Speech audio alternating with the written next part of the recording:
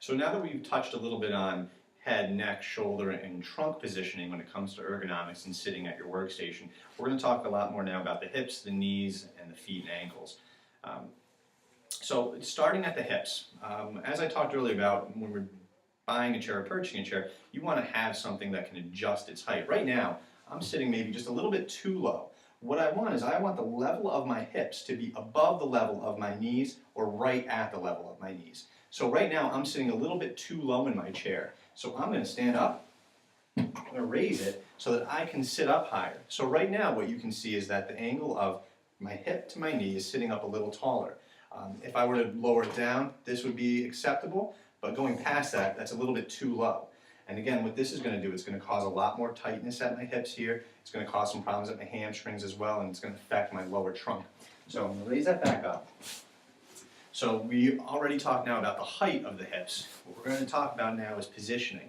You want your hips to be about shoulder width apart, so just take your knees and just think about where your shoulders are, and that's a good starting spot here. You don't want your legs to rotate outwards. That can be sometimes indicative of muscular tightness here at the hips, but it can cause a lot of alignment issues and your weight bearing on different parts of your body than you're supposed to. You also don't want your knees to buckle inward.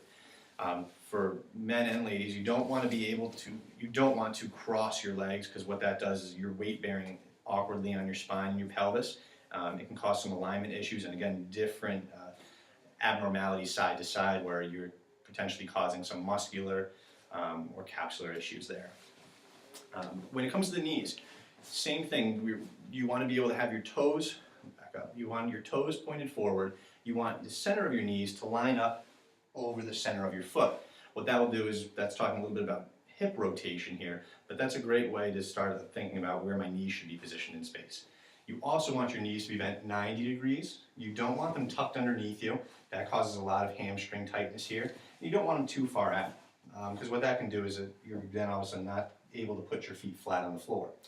So we talked about our hips, where they should be height level, rotation wise. We talked about our knees being bent at 90 degrees, our feet flat. We don't want our toes pointed inward. We also don't want them pointed outward. Much like we talked about already at the hip and the knee, can cause a lot of abnormalities when it comes to muscular shortness or other things related to the spine and alignment issues. So now that we've talked about really proper positioning of our entire body, the next thing we're going to talk about a little bit more is our workstation itself and where things should be.